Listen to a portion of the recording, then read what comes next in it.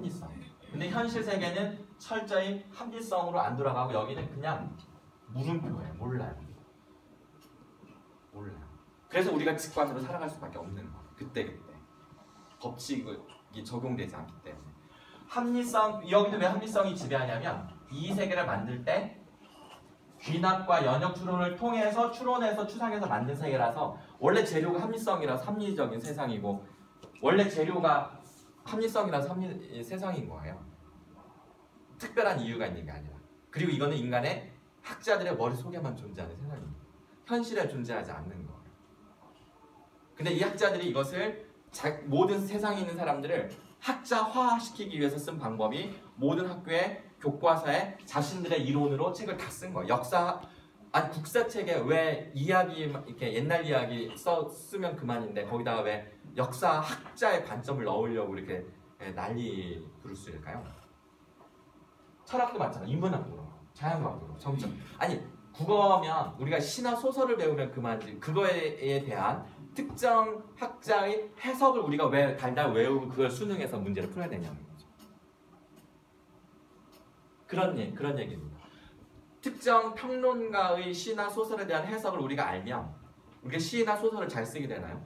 그걸 우리가 더 향유하는 데 도움이 될까? 전혀 상관이 없다는 결론이 이미 너무나 잘 알려져 있는 사실이고요. 그래서 이 이념이 이거 다 이념이에요.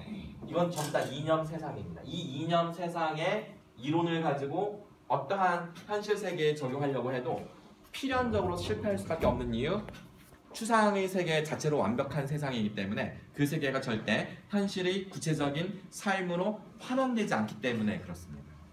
그래서 그 합리성의 룰이 적용된 세상을 합리성의 룰이 적용되지 않는 세상에 갖다 대면 그냥 안 맞는 거예요. 그냥 맞지 않는 옷입니다. 질문.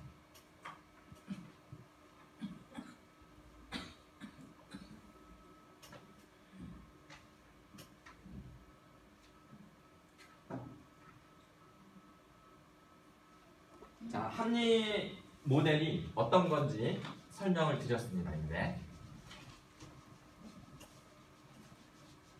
자, 합리 모델은 뭐다? 합리성에 기반하여 문제를 설명하거나 해결하거나. 자, 문제 현상을 설명하는 이론 세계는 우리가 흔히 말하는 학문입니다. 여러분들이 배우는 교육 심리학, 교육 사회학, 교육 철학, 교육 과정 모두 다 여기에 들어오는 거고요. 교육공학은 여기 들어와요. 합리적으로 문제를 해결하는 방법을 추구하는 거. 그러니까 교육공학의 해법은 사실 현실에 실패할 수밖에 없어요. 여러분들이 요구분석과 그 교육목표 분류체계를 사용하기로 들으셨잖아요. 그리고 몇 분이 질문하셨는데 실제로 이것을 여러분의 교육 문제나 자녀 교육 문제에 적용하려고 애쓰지 마세요. 필연적으로 맞지 않는 옷이고 여러분의 기대만큼 절대 결과가 나오지를 않습니다. 불가능해요. 그럼 교수님, 이 강의를 듣고 있는 저희는 어떻게 하실까요? 예?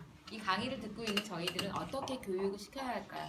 실은 그 교수님께서 말씀하시는 그런 것들이 예전부터 언제나 누가 그러더라. 소크라테스 시대에도 말씀하신 그런 그런 어떤 뭐랄까 그런 것들이 계속 지금 시대까지 계속 나오는 거잖아요.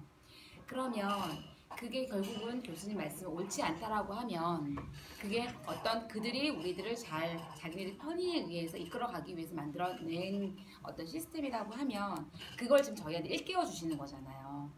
그게 옳지 않다. 똑똑똑. 그래서 그거를 어느 정도 알게 되는 저희가 그렇다면 그걸 안 저희는 어떻게 아이들에게 교육을 해야 될까요?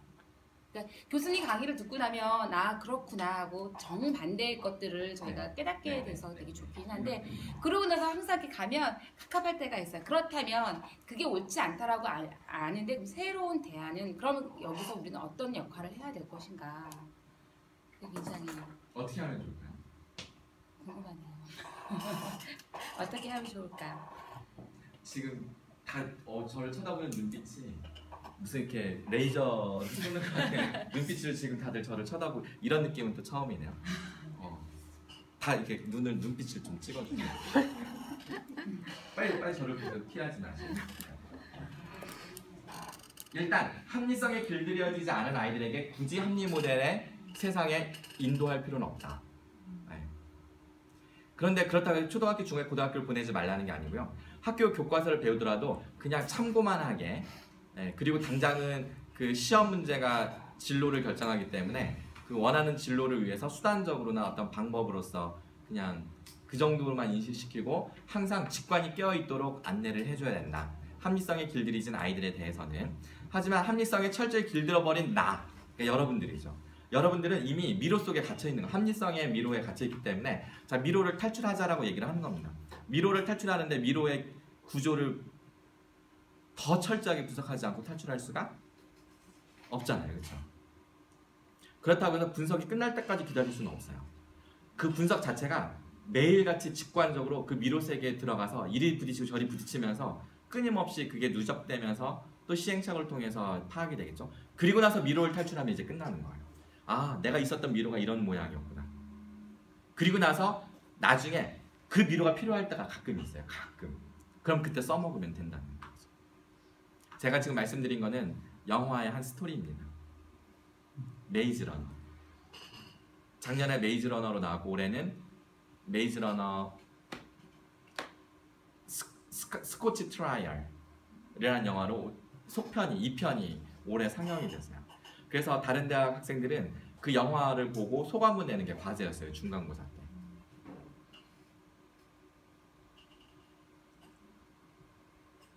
여러분들한테도 숙제 내드릴까요? 근데 그 영화를 보시면 지금 제가 좀 전에 했던 이야기를 논리적으로나 합리적으로가 아니라 그냥 그 영화 속에서 이 얘기구나 이렇게 딱 알 수 있는 그런. 혹시 메이즈 러너 보셨어요? 1편? 2편? 2편 다 보셨어요? 한번 저 대신 이렇게 내 코멘트를 한마디 해주신다면? 더 쉽게 하면 이제 예전에 다 봤을 것 같은데 매트릭스를 저는 더 키아누 리브스가 주연했던 매트릭스. 이게 더 뭐 그건 저도 못 봤는데 그거 보신 분? 네, 아무도 못 봤네요. 한 분만. 이제 자기가 믿고 있다는 세상이 알고 보니까 가상 세계였고 또 다른 이제 현실 세계가 있는 거죠. 근데 가상 세계에 있었기 때문에 그 사람이 현실 세계를 부정하고 이해하려고 들지 않고 또 그쪽으로 또 돌아가고 싶어하는 사람도 있고 그래서 결국은 이제 뭐 키아누 리브스가 세상을 이제 구원하는 그런 역할인데 영화 매트릭스의 스토리고요. 메이즈 러너도 비슷한 거예요. 어느 날 청년들이 한 달에 한 명씩 미로 속 어떤 그러니까 거대한 운동장 같은 곳에 큰 성벽으로 둘러싸여 있어요. 근데 그 큰 성벽이 그냥 단순히 당장이 아니라 그 큰 성벽 뒤로가 다 미로예요. 하룻밤 자고 나면 미로의 구조가 다 바뀌어 있어요. 근데 이게 아침에 문이 열렸다가 저녁에 문이 탁 닫혀요. 그래서 문이 열렸을 때 들어가서 막 미로를 분석하고 닫히기 전에 다시 나와요. 왜냐면 못 나오면 거기에 괴물한테 잡혀먹거든요. 아, 보셨어요? 아니 제목을 못 외운 것뿐이에요. 영어에 약해요. 아, 기억력이 약하다고요? 영어에 약해요. 영어 제목이 약해요. 아, 그 뜻을 몰라요. 메이즈가 미로고 러너가 달리는 사람. 그러니까. 매일 미로 속을 달린다 해서 메이즈 러너. 근데 그 한 몇십 명이 이제 그 세상 안에 매일 이렇게 모였을 거잖아요. 그럼 처음 그 세상에 와서 한 달 동안 혼자 방황한 사람이 얼마나 지옥 같았겠어요. 근데 그 사람이 그 다음부터 오는 사람들 만나면서 하나씩 이게 알아가면서 그 안에서 질서를 만들어요. 룰을 만들어요. 그래서 룰을 깨면 거기다 미니 감옥도 만들어요. 하루 동안 거기 안에 갇혀야 돼요. 질서를 어기면. 그렇게 해서 통제를 하죠. 그러다가 토마스라고 하는 주인공이 그 세상에 들어와요.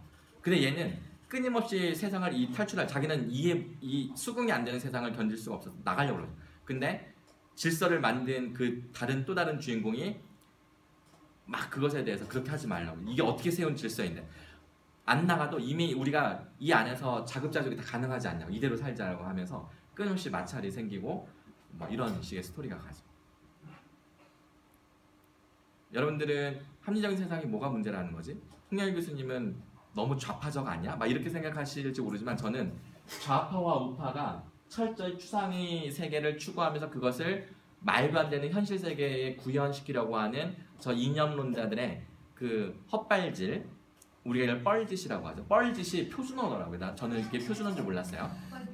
뻘짓. 그러니까 삽질한다 이런 뜻입니다. 그것을 스스로 제가 너무나 처절히 깨달은, 저는 제가 감옥에 갔다 오는 것 빼고는 제가 안 겪어본 일이 없는 것 같아요. 감옥은 가고 싶었지만 저를 안 들여보내줬어요. 너무 용모단정하고 깨끗하니까 얘는 문제가 없다. 정말이에요. 네, 정말. 저는 하늘색 면바지를 쫙 칼주름 내서 깨끗한 면티 이렇게 하고 데모할 때도 환병 던질 때 그러고 던졌으니까. 근데 백골단이 와가지고 예전에 옆에 여학생 옷이 이렇게 완전 그냥 거족 같아요. 그냥. 다 알잖아요. 대학생들 옛날에 응답하라 1988에 그런 장면이 나올지 모르겠어요. 나와줘야 되는데.